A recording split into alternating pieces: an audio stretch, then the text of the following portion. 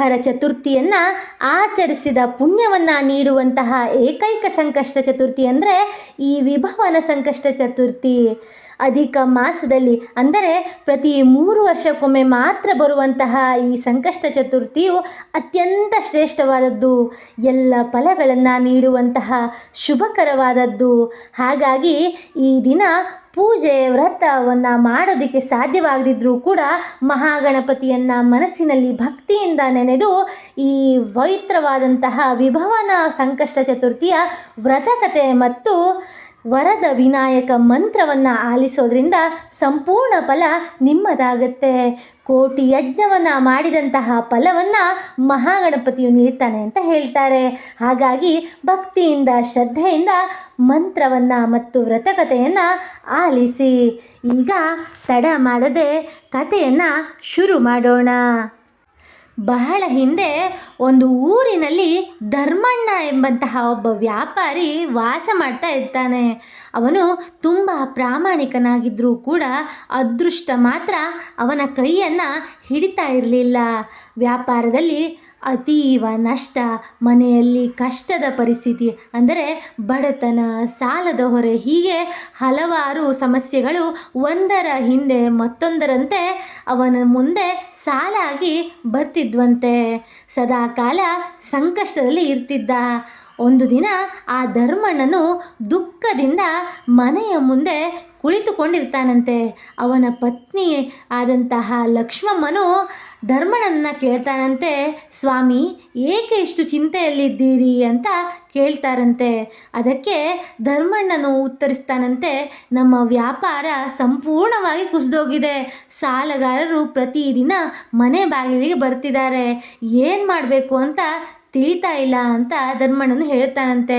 ಅದನ್ನು ಕೇಳಿದಂತಹ ಲಕ್ಷ್ಮಮ್ಮನು ಹೇಳ್ತಾಳಂತೆ, ದೇವರ ಮೇಲೆ ನಂಬಿಕೆ ಇಡಿ, ಖಂಡಿತವಾಗಿಯೂ ಯಾವುದಾದರೂ ಒಂದು ದಾರಿಯನ್ನು ಅವನೇ ತೋರಿಸ್ತಾನೆ ಅಂತ ಸಮಾಧಾನ ಪಡಿಸ್ಲಂತೆ.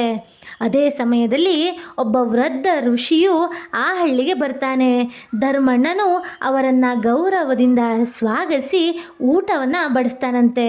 ಋಷಿಯು ಅವನಿಂದ ಸಂತೋಷಪಟ್ಟು ಕೇಳ್ತಾನೆ, ಮಗನೇ, ನಿನ್ನ ಮುಖದಲ್ಲಿ ದುಃಖ ಕಾಣಿಸ್ತಾ ಇದೆ, ಏನಾಯಿತು ಅಂತ ಕೇಳ್ತಾನಂತೆ.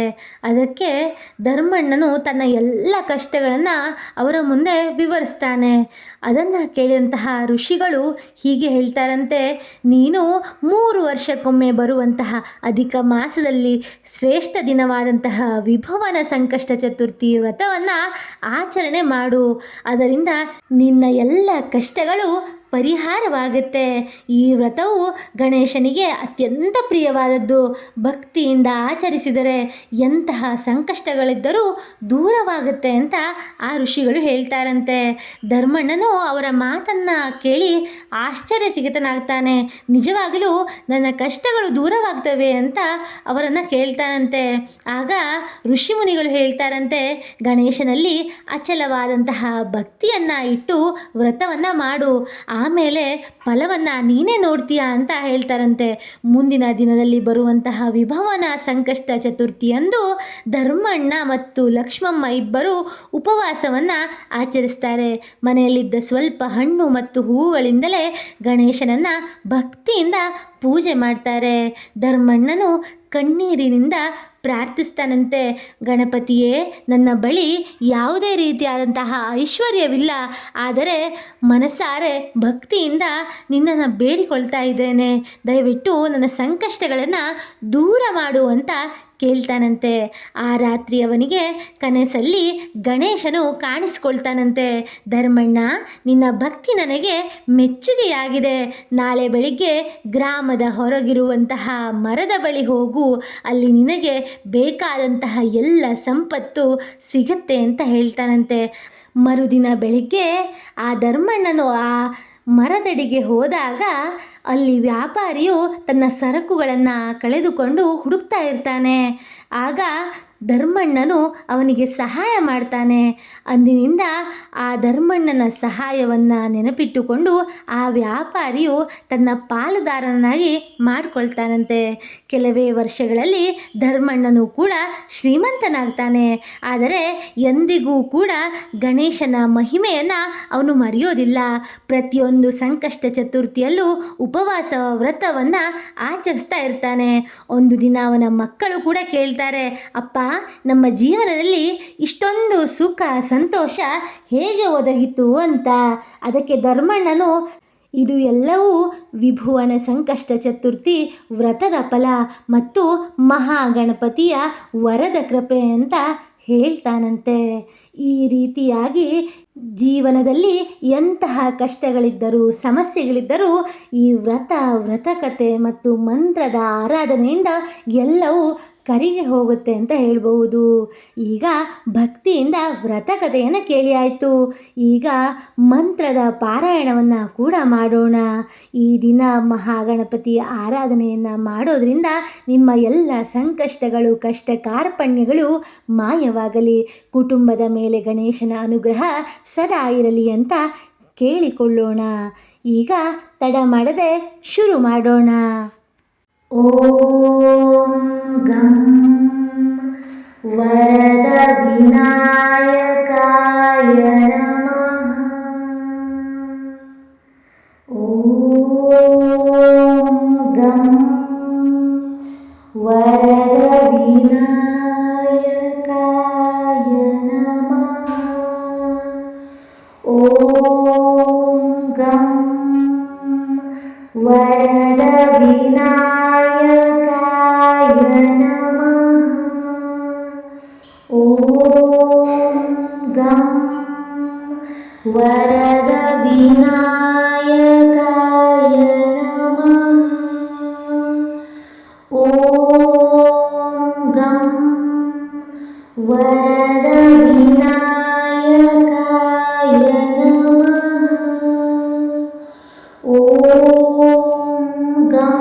ನಮಃ.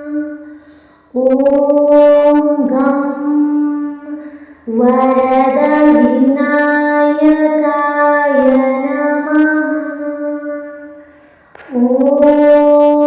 ಗಂ ವರದ ವಿನಾಯಕಾಯ ನಮಃ. ಓಂ ಗಂ ವರದ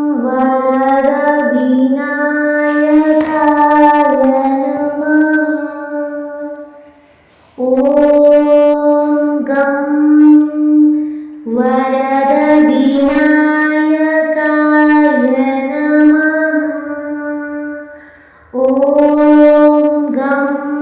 ಓಂ ಗಂ ವರದ ವಿನಾಯಕಾಯ ನಮಃ. ಓಂ ಗಂ ವರದ ವಿನಾಯಕಾಯ ನಮಃ.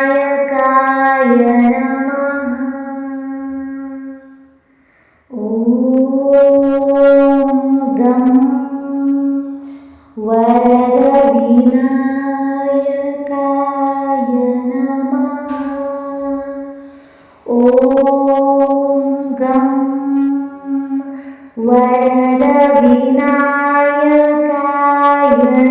ಓಂ ಗಂ ವರದ ವಿನಾಯಕಾಯ ನಮಃ. ಓಂ ಗಂ ವರದ ವಿನಾಯಕಾಯ ನಮಃ. ಓಂ ಗಂ ವರದ ವಿನಾಯಕಾಯ ನಮಃ. ಓಂ ಗಂ ವರದ ವಿನಾಯಕಾಯ ನಮಃ. ಓಂ ಗಂ ವರದ ವಿನಾಯಕಾಯ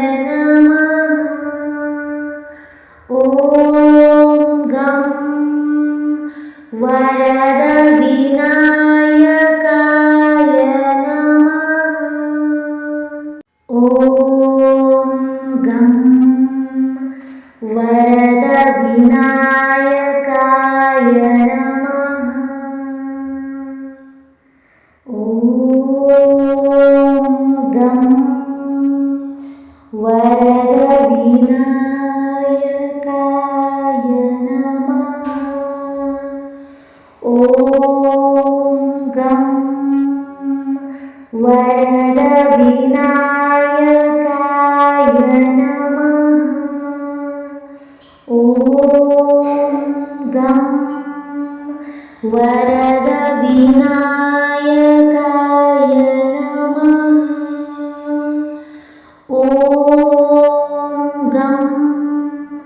ವರದ ವಿನಾಯಕಾಯ ನಮಃ. ಓಂ ಗಂ ವರದ ವಿನಾಯಕಾಯ ನಮಃ. ಓಂ ಗಂ ವರದ ವಿನಾಯಕಾಯ ನಮಃ. ಓಂ ಗಂ ವರದ ವಿನಾಯಕಾಯ ನಮಃ. ಓಂ ಗಂ ವರದ ವಿನಾಯಕಾಯ ನಮಃ. ಓಂ ಗಂ ವರದ ವಿನಾಯಕಾಯ ನಮಃ. ಓಂ ಗಂ ವರದ ವಿನಾಯಕಾಯ ನಮಃ. ಓಂ ಗಂ ವರದ ವಿನಾಯಕಾಯ ನಮಃ.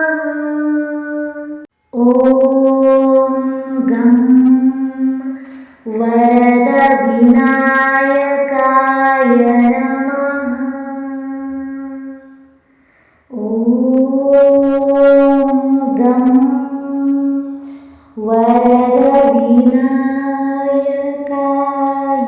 ನಮಃ. ಓಂ ಗಂ ವರದ ವಿನಾಯಕಾಯ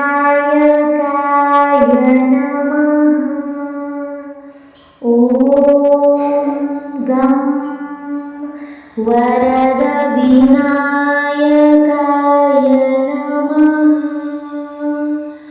ಓಂ ಗಂ ವರದ ವಿನಾಯಕಾಯ ನಮಃ. ಓಂ ಗಂ ವರದ ವಿನಾಯಕಾಯ